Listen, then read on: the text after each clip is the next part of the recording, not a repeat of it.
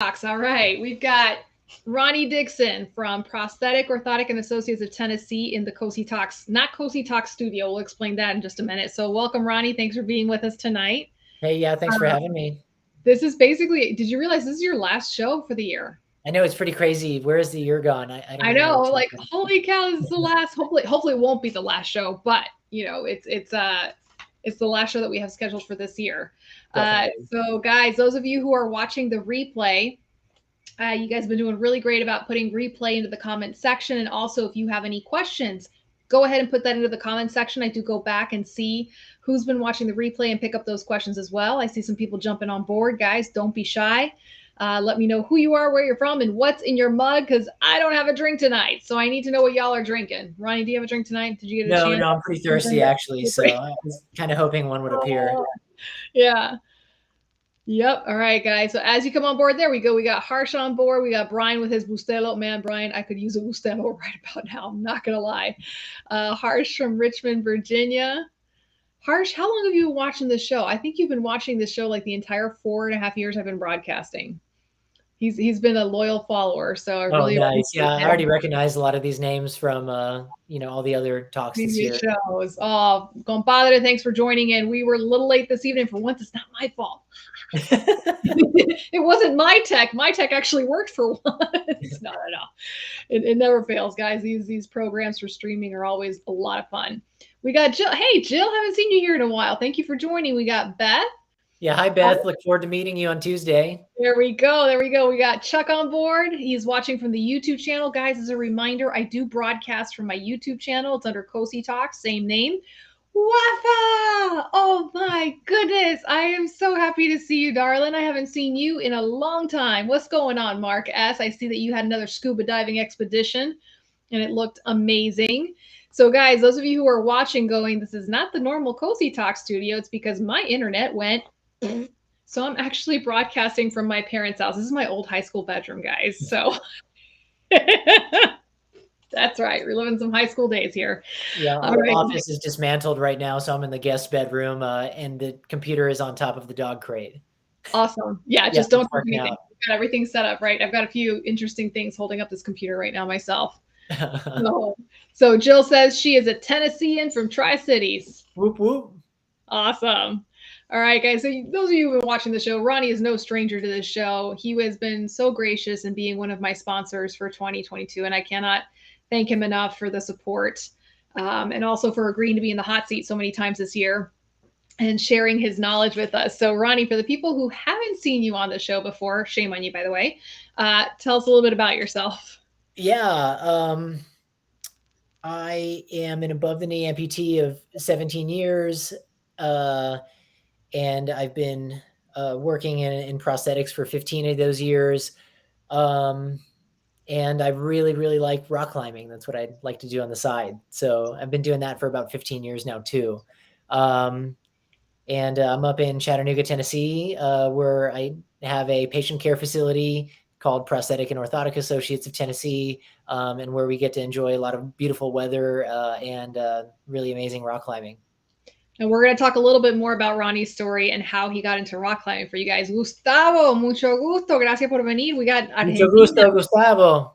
We got Argentina. Gustavo, tienes a dos personas que hablan el español hoy, así que si tienes cualquier pregunta, déjanos saber. All right, we got Susan coming in from Canada. Robin made it. Oh, it's a party. It's a party. And we got Dick We're having Devers on fun. board with his Miller Lite. Again, a little thirsty tonight myself, so cheers to you, Dick Devers. So, guys, for those of you who are joining us for the first time, welcome. My name is Cosi Belloso. I'm a physical therapist amputee specialist here in Tampa, Florida. I've been a PT now for about almost 20 years. It'll be 20 years in December. So, guys, tonight we have, like I said, Ronnie Dickson, and we're going to be talking about rock climbing. So, Ronnie has come on the show a lot this year and brought his point of view as a prosthetist and also as an amputee. So, if you guys have not watched those shows, you need to go back to my YouTube channel, shameless plug there for me, and watch these shows. So, the first show we did, Ronnie, was on what to look for in a prosthetist, right? Yes. And guys, Ronnie's like me. He doesn't sugarcoat stuff and he doesn't hold back. So you want to watch some of these shows, especially those of you who are just starting out in this journey of through limb loss. You know, how do you select your clinician? What are the things that you need to look for? Second show we did, which one was the second one? We did liners. Yes, we did liners. Liners, right. I should know that, right? That was somewhere in April, May, guys. So if you are, a lot of times people don't talk about liners, the kind of stuff they're made out of. How do you choose one for yourself? Ronnie's clinic has their own special concoction that they do to make their own liners for their patients. So again, really great show, lots of great information. And then the latest one that we did, that one was a big one, the suspension systems. Yeah, we had a lot of stuff to go through that show, but it worked out well, and it feels like we just did that one yesterday, but I don't know. Yeah. The years been flying by. I think that was like in July, I think, guys. So, guys, Yeah. suspension systems, again, it's one of those items on your prosthesis that doesn't get talked about a whole lot and can be a little bit confusing. Some people might confuse it with the shape of the socket or, what's going on. So, Ronnie broke it down really nicely on that show, really easy to understand. So, highly encourage you guys, go back after the show is over and watch some of those shows, do some binge watching, Netflix binge watching on the Cosi Talks channel. All right, we got Denise. There's my Tar Heel from North Carolina. Jill says, have you been to the freshwater aquarium in Chattanooga? Yeah, it's fantastic. Actually, our aquarium has two halves, and that's my favorite half of the aquarium for sure. Very cool. We got They have these really huge river fish from Asia and Russia, and these things are like submarines. They're so big. Wow. Okay. Yeah. That sounds like a play. Yeah. Comadre's on board. All right. Gustavo's giving us the heat from the very beginning. He says, si tuvieran que elegir entre la C-Leg y el G3, ¿con cuál se quedan y el por qué? So what Gustavo is asking is if we had to choose between a C4 or the Genium X3, what would we be choosing? It's such a loaded question, right? Because I would probably personally choose the Genium X3, but I'm not personally going to want to pay how much extra that costs. So if someone's paying for me, that's what I'm taking. But if all I can get is a C-Leg through insurance, I'm taking the C-Leg. It's pretty simple. Right. And I think the background on this is he's working with a young woman who's very active, and she's been using a mechanical knee, and she is going to be able to be progressing to a microprocessor. I think she's going to do excellent in either. So whatever they have options or whatever they have access to. So, Gustavo, lo que dijo Ronnie es que básicamente si el seguro está pagando, bueno, el Genium X3 le da más oportunidades para una muchacha joven, pero igual el C4 irá súper bien porque es una rodilla muy buena. All right. So we got Rhonda on board. Susan's asking, I have an invagination. Do you think I should have it fixed, or would a custom-made liner be better than an operation? And how do they actually fix an invagination? So you want this one first? You want me to take this one? I can take the invagination. So the custom liner itself isn't going to fill the invagination. It's going to kind of just take up the space around it. There's a lot of complexity to that, but generally a good fitting liner is going to be a step in the right direction. So if your leg is not a cylinder, but you're putting a cylindrical style liner on it, that's part of the reason why it's not fitting, whereas that customized liner is going to actually take the shape and take the taper. And then that could make things feel better around the invagination. But the custom liner inherently on its own is not going to fix the invagination, but it should work with it better. Right. And then Susan, from the PT standpoint, I look at the skin breakdown.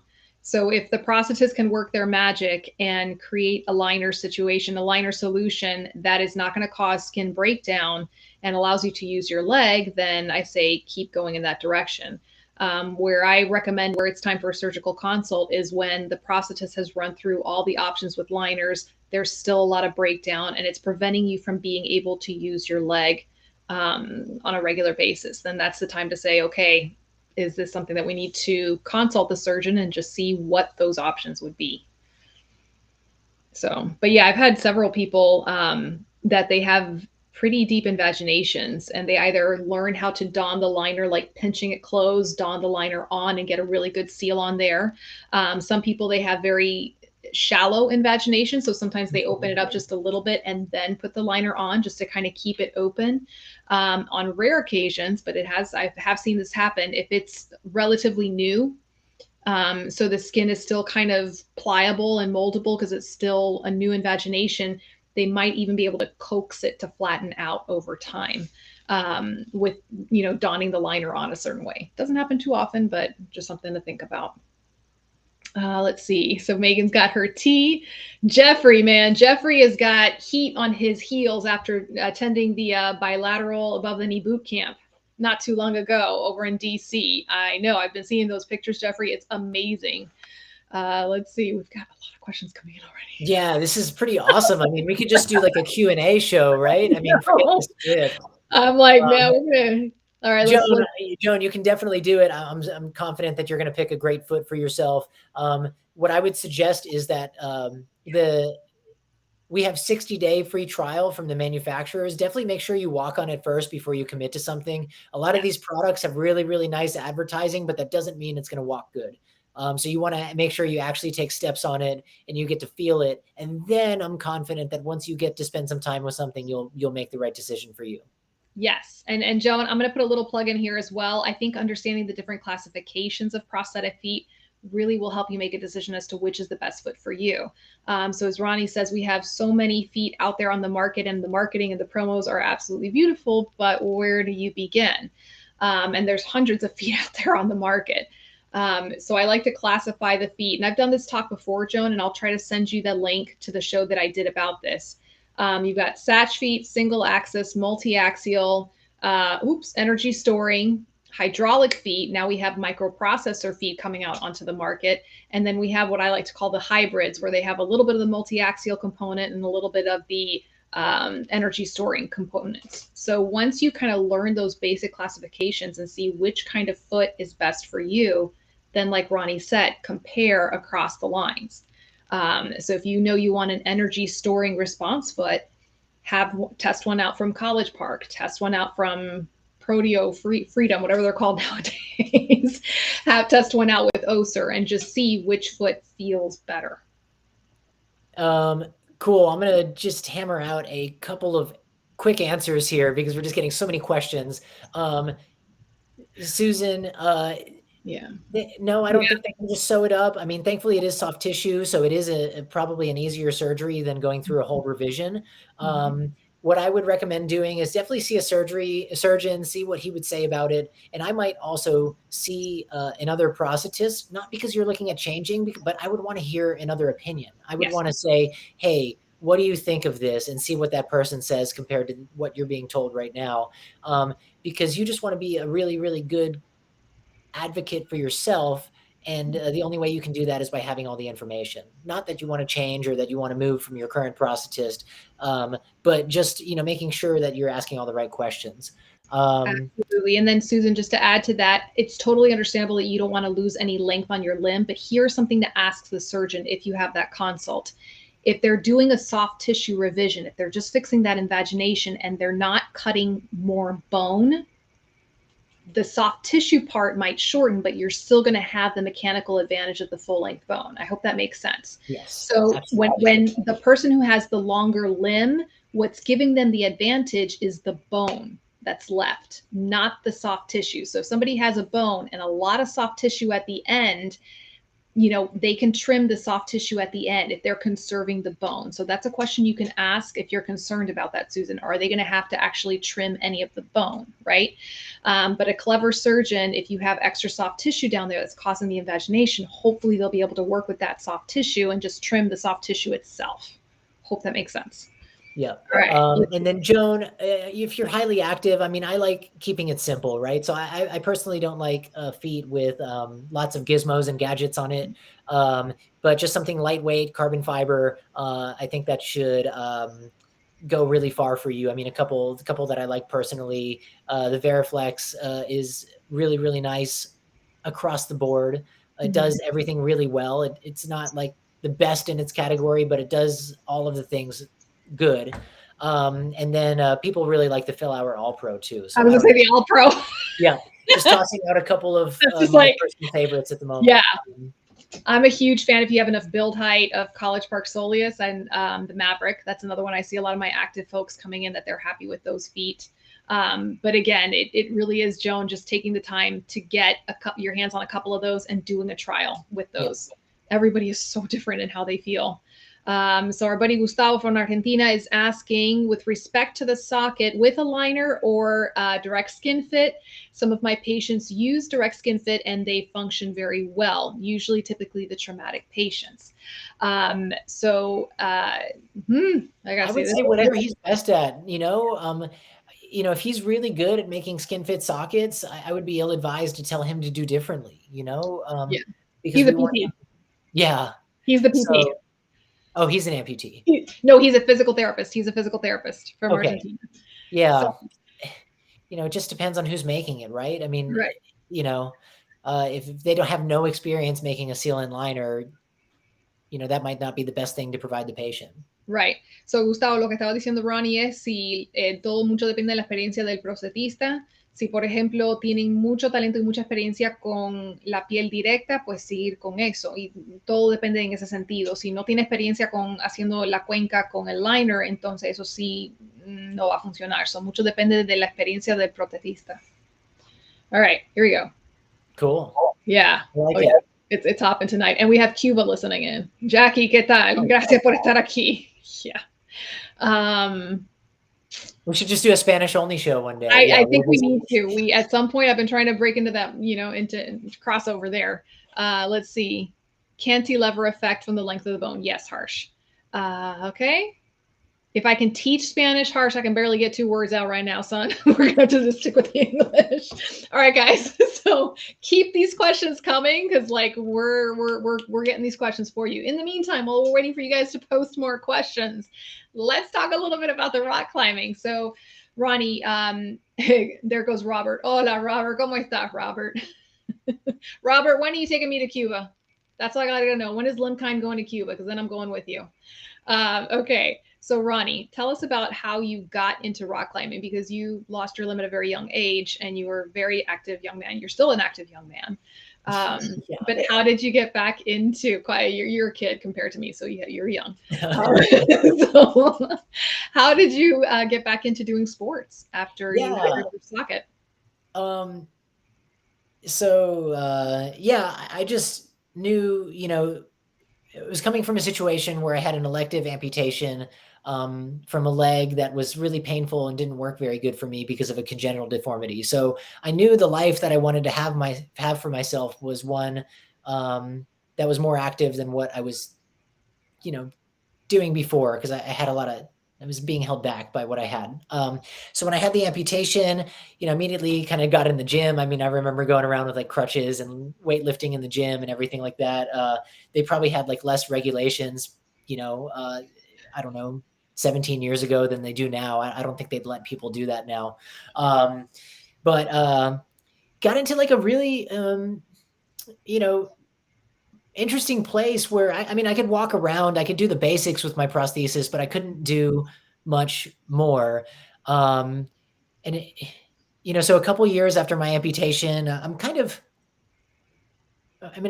learning how to do everything that I want to do, but I still haven't figured out the formula to be as active as I want to be, because I'm maybe having issues with my fit. And then, I don't have the most advanced equipment either. And a couple things happened that changed my life. And they both happened in the same month, which was January 2007. So, in no particular order, I was at my prosthetist office, and I was flipping through one of the In Motion magazines or something like that. And I saw an ad for an event called the Extremity Games. And what that was a adaptive sporting competition for people living with limb loss and limb difference. This is an old school event, doesn't exist anymore. I think that they went out at like 2009 or 2010 or something like that. But it got my brain thinking of the different things that I could do. So on the event list, they had BMX bike riding, skateboarding, kayaking, and rock climbing. And, as a young 19-year-old kid, I was like, oh man, yeah, rock climbing sounds pretty good. I'd never, ever considered doing it previous to my amputation. I didn't even know it was a thing. So I remember talking with my roommates that night. I Googled rock climbing in Tampa, and I found the local climbing gym. And then within a week we had plans to go check it out. Went out there with my roommates, and it was kind of just like love at first sight. Like I tried it out and it was really challenging. It was invigorating. It was complex. It was, a little bit intimidating. But I felt things that night that I just hadn't felt since, my days playing soccer in high school. I kind of felt like I got some of my drive back, like I got some of my passion back. And, I think that's the biggest takeaway is just, I just found myself again that night. And then that was a really cool experience. I mean, automatically I was going weekly, going multiple times per week and kind of following up with that and getting excited to train for this event that was happening in Orlando. Then I was with my girlfriend, now wife. She was running her first marathon. So Tampa has a really, really huge event called Gasparilla every year, which revolves around a parade and then a running race. So we were at the race expo picking up her packet, and I happened to run into a booth for the Challenge Athletes Foundation. And they had just started a Florida chapter that year, which was a huge blessing because now I'm talking to these people who, even though they just met me, believe that I can do things that I don't even believe I can do. They're like, well, you should come run Gasparilla with us next year. Like what? Okay, like, like I don't have a running leg. Gasparilla? Yeah. But I don't have a running leg. I don't have these things. I don't even know how to do this. Like, what do you mean I should come run with you? Like, you're crazy. You're insane. And then, but what ended up happening is they became a huge source of peer support. So, now I have this group of people who are backing me, who believe in me, and who are encouraging me to try new things, and who are giving me like the tools and support to be able to do that. So, they were able to send me to a running clinic with Bob Gailey. I got access to a running leg through their grant program. And I got all these amazing opportunities that I can't imagine having without their help. So, both of these things happen in the same month and I'm just plugged in, I'm climbing a ton and just learning all these new things. That's a lot. You're not kidding. It's a lot to happen in 1 month. And guys, Ronnie is very, very humble. Gasparilla is very intimidating. It's 15,000 of your closest friends. I ran that race myself after finishing chemo. There's got to be something about that race, right? So guys, for a first time, just to kind of put himself out there and do Gasparilla, that's well. And so the story goes on the first one, I still hadn't received my running leg yet. So I did it in my sea leg. And I think I did like a 39-minute 5K on the sea leg and a lanyard system, which I don't advise anybody to ever do.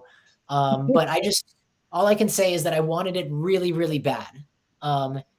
And there was nothing that was going to stop me. Nothing. There wasn't an amount of pain that was going to stop me there. I was young and I wanted it. All right. So guys, this is the part where I'm going to put you all on the spot. I want you guys right now in the comments section to tell me if you've gotten back into any kind of adaptive sport after your amputation, if you want to, and which sport it is, and tell me why you haven't tried it yet. Because right now, Ronnie just summarized everything that I hear from a lot of folks, that they are hesitant to get back into adaptive sports because of the leg, because of the fitness, because of the fear of the unknown.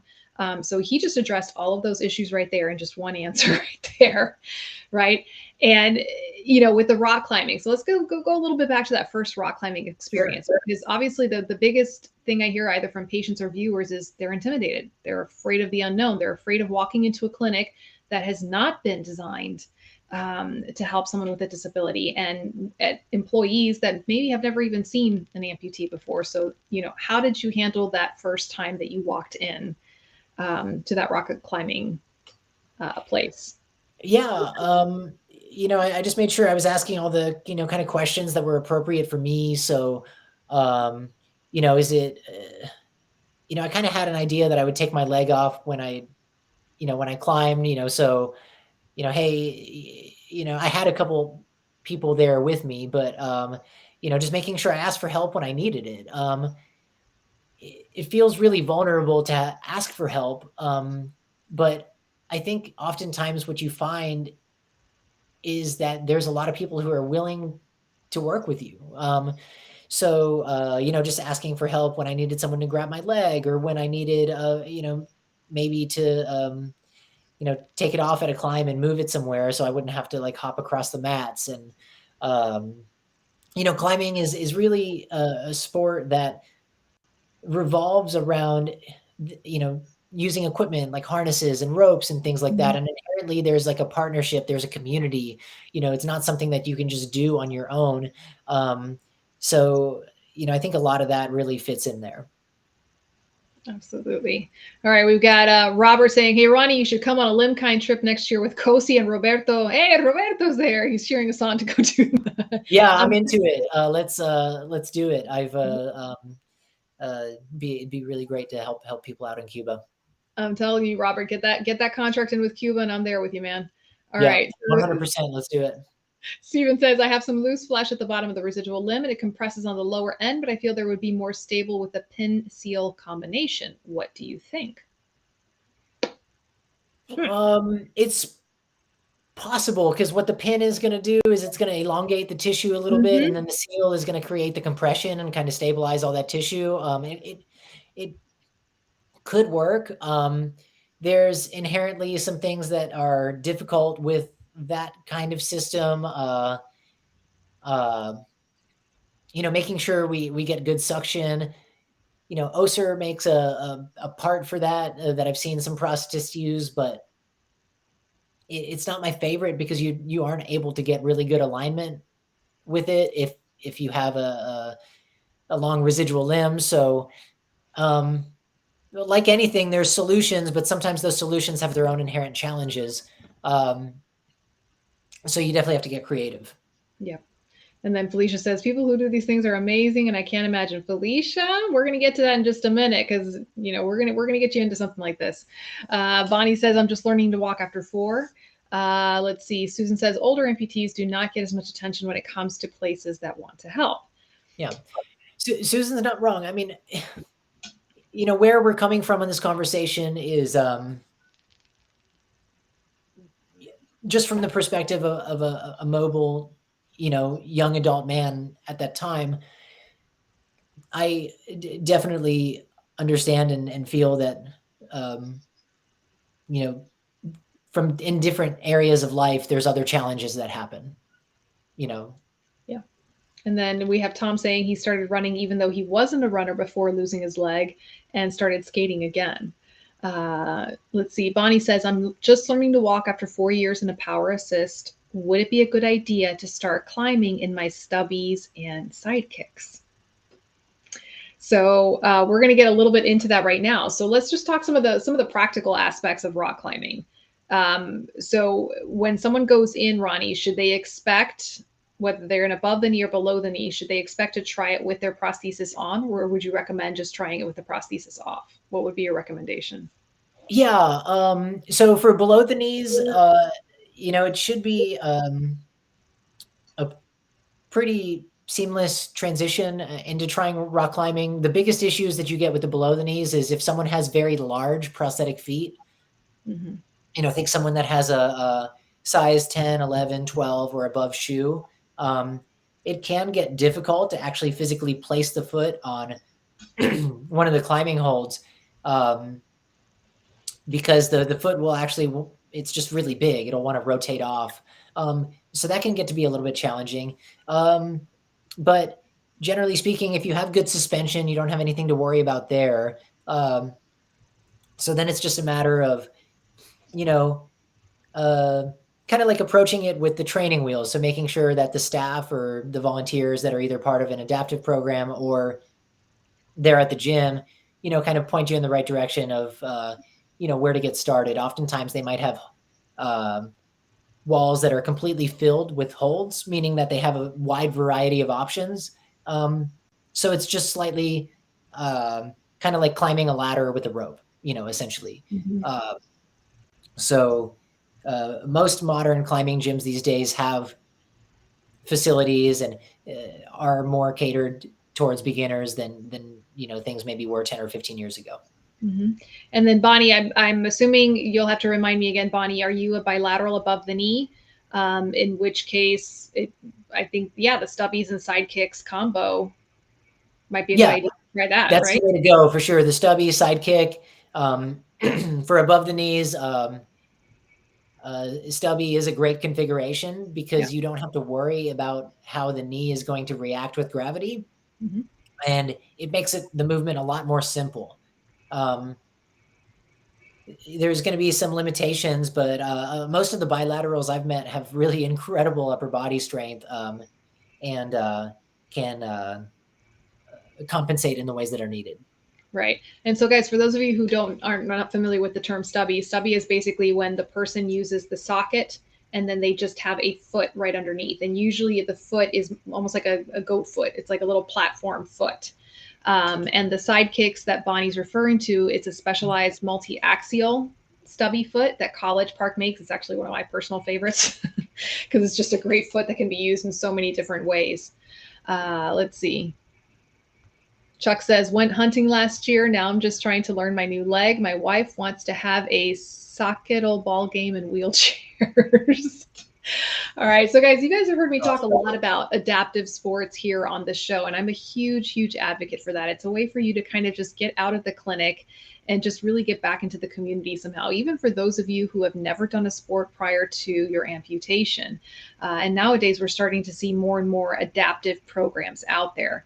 One of my personal favorites has been OPAF, and that's where actually I met Ronnie at a rock climbing clinic. Yeah. And I remember showing up going, all right, what do I do? And he said, hold that person's butt up and make sure they don't fall from the wall. And I said, okay, let's do that. So for those of you who've never heard of OPAF, I'm going to give them a quick shout out. They are finally coming back to life after COVID shut them down for a little while. And they host what's called the First Clinics, right? And they have clinics for dancing, for rock climbing, for swimming, for falls, learning how to get up off of the floor, for golf, for tennis. I mean, they really have a wide range, and it's meant for anybody who has a physical disability, whether or not they are a beginner or advanced. And typically in these clinics, they will have clinicians like Ronnie and myself who also happen to have experience with whatever sport they're teaching. So obviously Ronnie is the shoe-in for the rock climbing. And it's a really fantastic way to get started with this. So tell us a little bit more about what happened after you started really getting into the rock climbing scene. Where did that take you? Yeah. I guess the short version of the story is, I had this experience, right, where, we had the CAF chapter in Florida, which we were really blessed to have for a period of time. And started having this epiphany, like I had this really positive experience rock climbing personally, but, why isn't more of this stuff happening in our community? So, there was a nonprofit organization that we'll talk more about in the show called Paradox Sports that had started up in Colorado right around 2006. And they were doing some work with adaptive rock climbing, but at the time, nobody else was doing much work with adaptive rock climbing other than the No Barriers Foundation and Paradox. So there wasn't a ton out there. I remember, I started in 2007, hosted my first clinic in Tampa at Vertical Ventures in 2008. And that kind of led me on this path of not only pursuing my own climbing, but hosting adaptive clinics anywhere that would let me in the door. And this was still before social media, in the sense that like Facebook wasn't huge yet.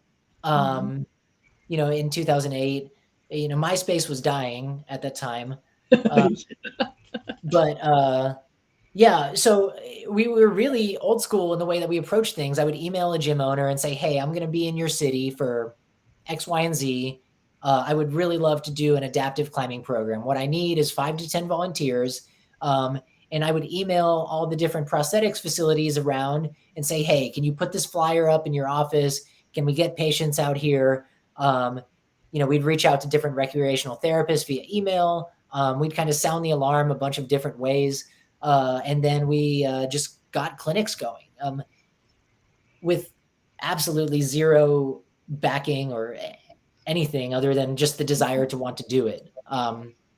So that we did that for a little while. And at one of the OPAF events, rock climbing in Kansas City in 2011, I met Karima Batts, and she was a cancer survivor from New York City. And she said, "Hey, I want to start up an adaptive rock climbing program in New York City." And I said, "Cool, let's do it." She approached the staffing at her gym. She let's see. Yeah, she approached the staffing at her gym. She got a grant from the Amputee Coalition to fly me up there. And we, over the course of 4 days, we introduced 40 people with disabilities to rock climbing over 4 different sessions. And we had a great turnout. And that clinic ended up launching the Brooklyn Boulders Foundation, which was a nonprofit arm of this climbing gym. And that now in each one of their gyms in New York City, in Queens and Brooklyn, there is adaptive rock climbing happening, all from just that 2011 Amputee Coalition meeting. And honestly, I just came and just kind of helped, and but Karima deserves a huge round of applause for doing all of the hard work to make that happen.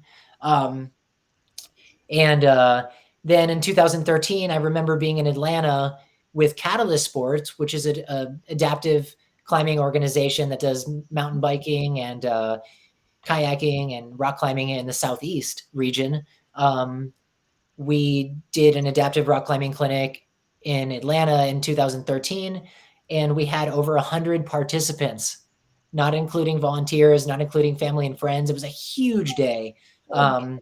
So, that's really, things changed really, really quickly, where we got other people involved, got volunteers going, got people trained, got people excited. And then, the whole thing kind of started taking care of itself.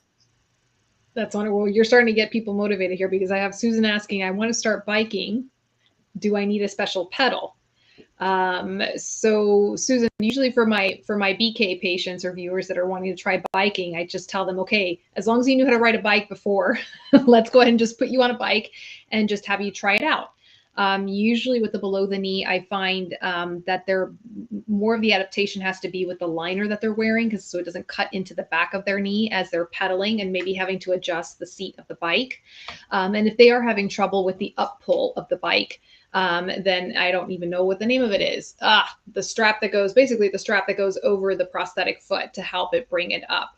And yes, for my above the knee amputees, they definitely need that strap for the most part, so that they can bring the foot up.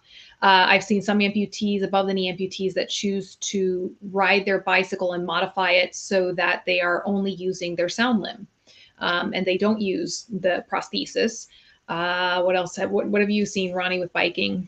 I mean, yeah, when we get into above the knee amputees, recumbent bicycles are really popular. There's especially designs that don't have any tippage or anything like that. So it makes it really stable to get in and out of, because falling is a concern. I mean, yeah, I was really young when I started biking and did my first triathlon, but falling was a part of it, because the balance is just different, Yeah. So yeah, you should definitely get a bike that's lower to the ground if falling is going to be a problem. That's right. Get the sea legs back with that. Let's see. She says, I used to walk 5K every evening. Can't walk very far since my amputation, but my prosthetist and amp specialist have not given up yet. They said they will get me there. And yes, Susan, for me, a lot of times when I have a patient coming in and looking at what their goals are, I like to learn a lot about what their life was like before amputation.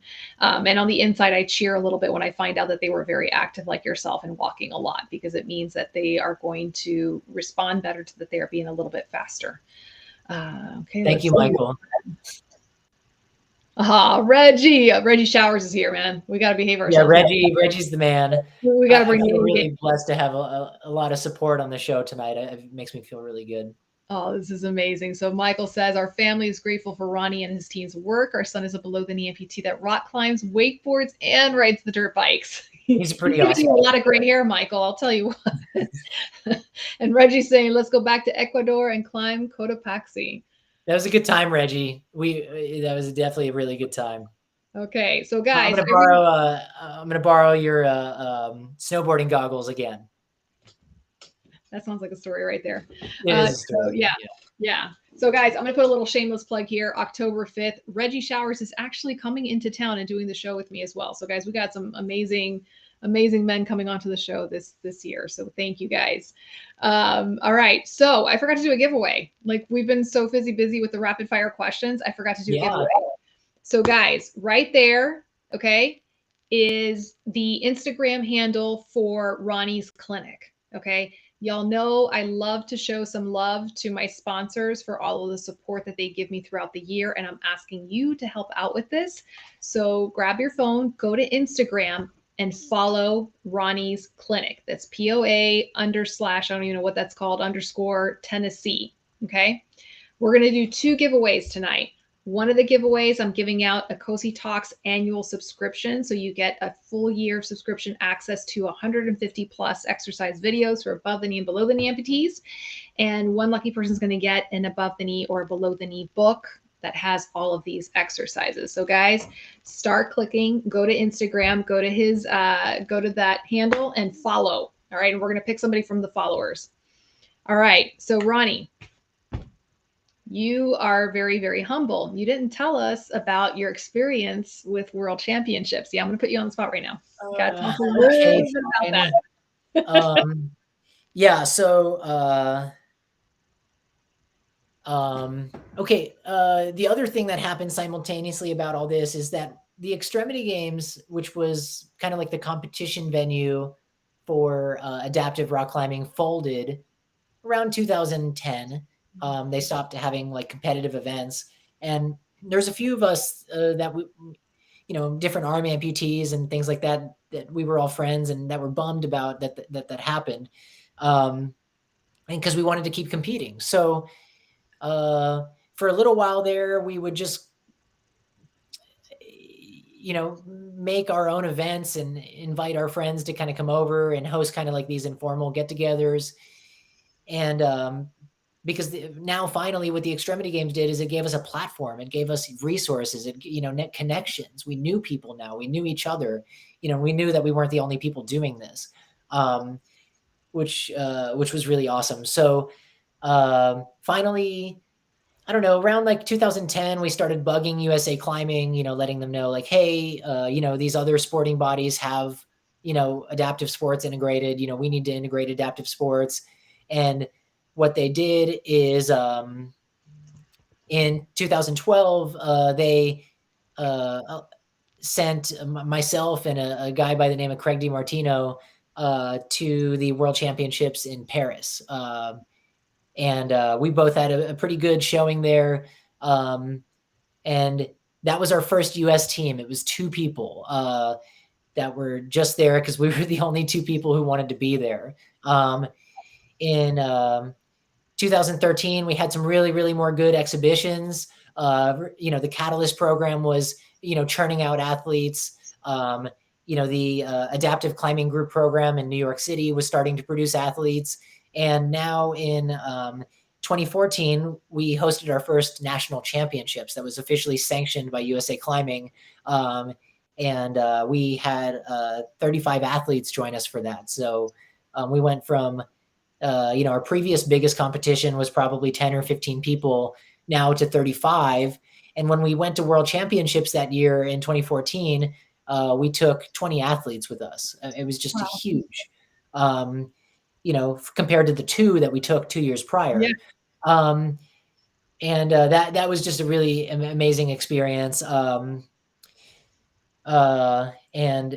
By the time that we got to the point where we were taking our next team in 2016, we're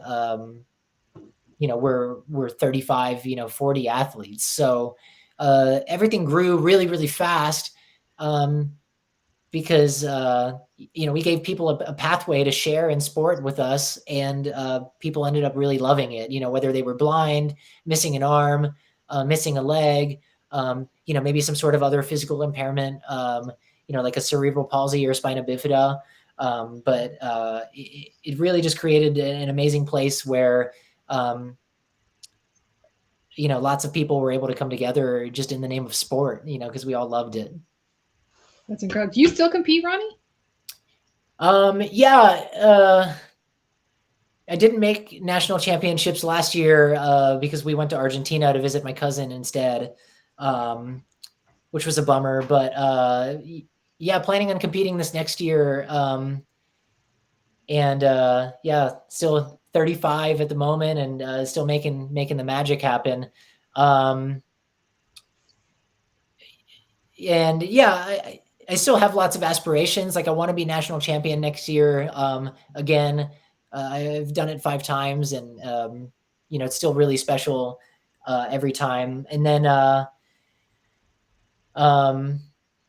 they started hosting these World Cups, so international World Cups here in the United States for climbing. Whereas before all the events used to be just in Europe, the international events. And I haven't attended our American stage yet, just because we've been so busy with the business and everything. My focus has been elsewhere. But I think this next year, yeah, I'd really like to represent the U.S. on a home soil, which I've never gotten to do. That's kind of awesome. Yeah. So I'm still like just as giddy as when I started about it all, because I really love it a lot. And a lot of my conversation, yeah, sure, it focuses around rock climbing, but really I want the main takeaway to be home, find something that you love to do and go pursue it. And ideally, sure, maybe it's physical, maybe it pushes you a little bit, but as long as it's safe and it's something that you can do, and if it gets you excited, that's what we want. I mean, we're here for like a really short time, so you should do something that you love. Absolutely. So, Ronnie, I'm going to give you a second to catch your breath. Go ahead and type in the comment section, because we're going to start talking a little bit about the event that you have coming up. Yeah.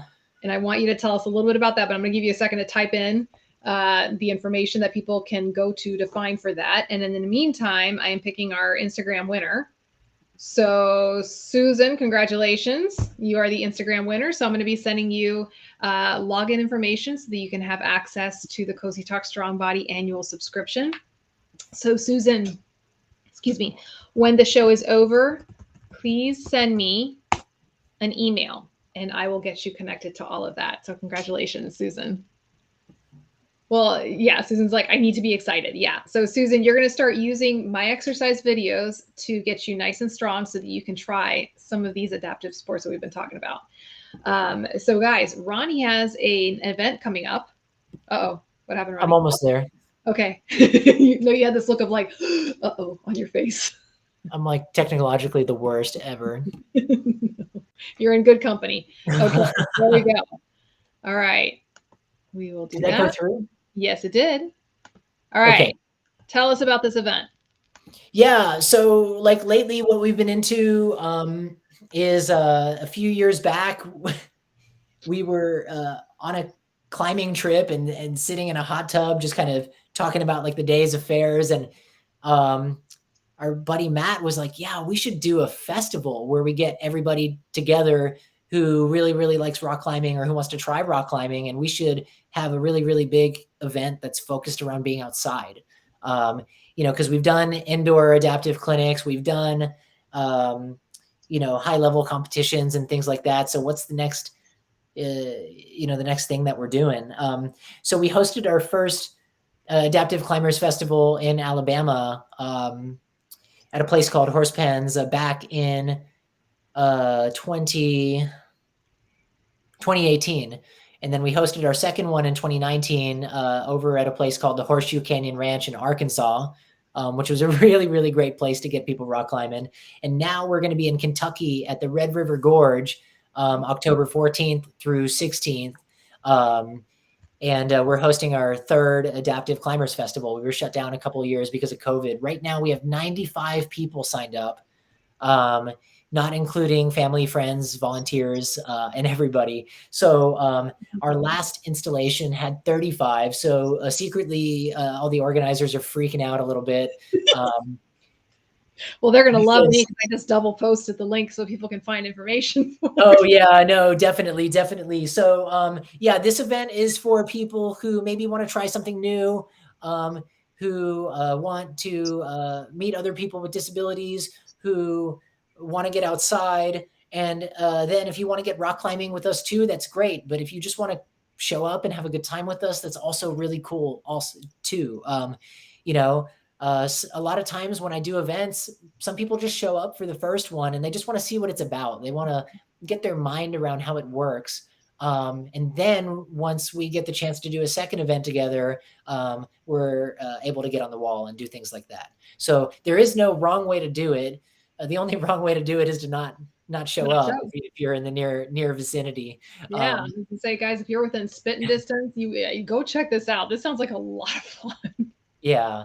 So we're running the registration through Catalyst Sports, and we are making the event as accessible as it possibly can be. You know, with the caveat that, you know, at the end of the day, we are outside and there's going to be some inherent, you know, challenges that are present, but it'll be a good way to get out and just enjoy the day around really great people. Absolutely. So now we're going to start putting out some information, guys. And those of you who are on my email list, you'll be getting this information through there. But we have a couple of organizations here that if you guys are curious and it kind of pertains to the region that you're in, you can check them out. So let's start with Paradox Sports. What area do they cover? Or drag us out? Yeah. So Paradox Sports covers Colorado really, really heavily. And then they also will run some outdoor programs in other areas like Kentucky, New York State, those kinds of things. Really, really amazing organization that was founded right after Iraq and Afghanistan to help you know, some military, you know, veterans work through some of the trauma that they had been through. I did a really, really great event with them called Gimps on Ice, and that's in Ouray, Colorado, which is just an absolute blast where we decide to take people who are missing a lot of limbs and go ice climbing, which, yeah, is really, really interesting. So that's my favorite Paradox event that they do every year. So. Okay, and then the next one is Catalyst Sports, which is obviously they're going to be your co-host for this event. Yeah, Catalyst Sports is incredible. They cover what area? Like Southeast, I think you said, right? Yeah, they're covering like DC and below, like Washington, DC and below. So they have programs and active chapters in Birmingham, Alabama, Asheville, North Carolina, Chattanooga, Tennessee, Nashville, Atlanta, Knoxville, and Louisville, just to name a few cities around the South. So they have a pretty broad reach, and they do mountain biking, kayaking, and adaptive climbing. And right now they've been running a huge adaptive climbing tour that has seen them get as far up as Cincinnati to introduce rock climbing to people with disabilities. They had a huge event in Louisville that I didn't make it to, but I know there was like 10 or 15 amputees out at that event. You know, among other disabilities. And really, really amazing organization. They do a great job training their volunteers and putting people in the position to help others. Very nice. No, this is so basically south of the Mason-Dixon line. You want to check out Catalyst Sports. So next we have Adaptive Climbing Group, and they cover. Yeah, they cover Boston, Chicago, and New York, among other places. I think they have a chapter in St. Louis now. Yeah, no, that program is really awesome. Karima does a great job. And it's really cool to see how that program didn't just grow as its own program, but the actual gym, anytime they open a new location, the Brooklyn Boulders or an affiliate partner, they automatically have adaptive climbing implemented as part of their training for the staff and as part of the programming that they run out of that gym. Okay. And then last but certainly not least, we've got USA Paraclimbing. They're more of the competitive circuit. Yep. Yes. And that's where you segued into competition. Yeah. That's how we finally got our first official competitions going in 2014. Our last national championships was actually in Birmingham, which was so sad because I was in Argentina and I couldn't make it. But yeah, it bounces back and forth around the USA every year. So it was in Salt Lake City the year before that. And we're still waiting to see where our national championships is going to be coming up. I recommend, even if you have zero, like being a competition climber is not ever something that you're going to do. Being a volunteer or a spectator at one of these events is incredible. I never cease to be amazed at how I can see someone whose disability has had a profound impact on their body. Talking about more than just amputations now, talking about other stuff, and watching some of the things that people are able to accomplish with just sheer will and determination. Specifically, there's somebody who I'm really, really fond of. His name is Adam Payne. And he, as an adult, developed ataxia. So a really, really severe neurological disorder that causes him to have tremors and shake and not be able to move his body in the direction that he wants it to go. Also affects speech. And the reason that I bring up Adam is because Adam could just be someone who just sits at his house and just ruminates over the fact that he had a healthy body and he doesn't anymore. But he's been part of our program since the very, very beginning. He needs a lot of help. He needs help from the airport, getting to where we're at. He needs help moving around when we're at these places, but he gets on the wall and he tries his best to make it happen. He's, been national champion in his category.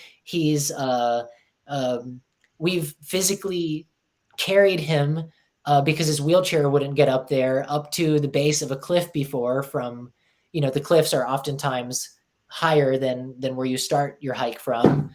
Maybe you start at river level and you need to hike up to get to the cliff. We've physically, watched him crawl to get places because he can't walk. And he showed, he's probably showed up at like 20 of our events. And, I just want to say that, like, I'm just always inspired. And, there's never, a reason why you can't do something. Because there's always somebody that has it a little harder. Yeah, absolutely. Perspective is a beautiful thing. Yeah, absolutely. So Susan says, where there's a will, there's a way. Yeah, absolutely. So, Adam's an incredible human being, and it's been cool getting to meet him and so many other people through our community. That's amazing. No, I have to say, I love watching OPAF, and that's one of the reasons I like going to these clinics is you see people that are trying things for the very first time. Many of them had never even done a sport before their amputation. So it's encouraging to see them when they first go in there, and you can tell that they're very nervous and a little scared. And then at the end of that session, realizing that they just accomplished something that they never thought they could do. It's pretty awesome. And the biggest thing, we keep saying community, right? I mean, maybe in our home environments, we don't have the best kind of support. We can still change those things. If we can get in positions where we're around people that, support us a little bit better than maybe what our structure is at home. All of these programs that we just talked about have amazing communities to be a part of. So even if you're not rock climbing, even just to get to be a part of something like that is going to make you a better person just by being around it. Absolutely. Absolutely. All right, guys, time to show Ronnie a little more love. Going back to the Instagram. I know. But this person's actually going to get their choice of a Cosi Talk Strong Body book, right? Whether you're an above the knee or below the knee. Okay. So guys, if you go to the POA Tennessee Instagram page, okay, you're going to see their post there of announcing tonight's show, and this picture of Ronnie and I on the post, right? Like the post. That's all you got to do. You just got to hit like. And I know it sounds cheesy, guys, but for those of us who are running small businesses, it always helps to have that support. Part of that support comes through social media traffic. There's the dirty little secret right there. Okay. So guys, show Ronnie some love this evening. Go to this post, and we're going to be picking someone from the people who like, and we're going to leave that one open until tomorrow. We're going to leave that contest open until tomorrow so that anybody who's watching the replay can also participate, because I want to start getting those folks in as well. So once again, for this, here, let me see if I can call it. I don't know if y'all can see it. Did it come out? All right. This post right there, hit like.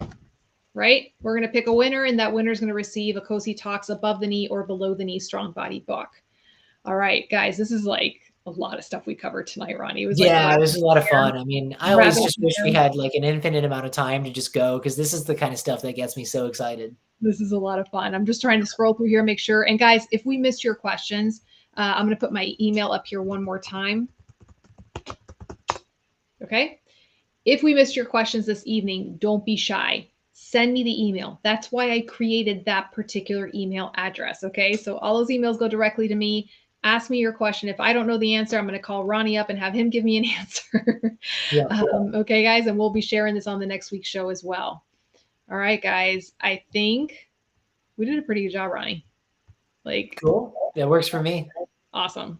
All right. So Ronnie, special thank you so much for all of your support this year. I hope this is not the last time you're going to be on my show. You're going to get dragged on at some point or another, just so you know. And I wish you the best of luck for the October 14th Red River Gorge rock climbing. That sounds like so much fun. But thank you, amigo, for all the support. Yeah, I know. Thank you. This has been a good year. I'm really glad we got to do so many amazing talks, and definitely hope to be back in the future. All right, guys.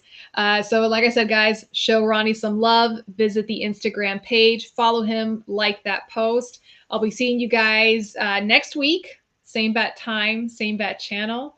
And thank you guys for letting us be a part of your lives this evening. God bless. Bye. All right.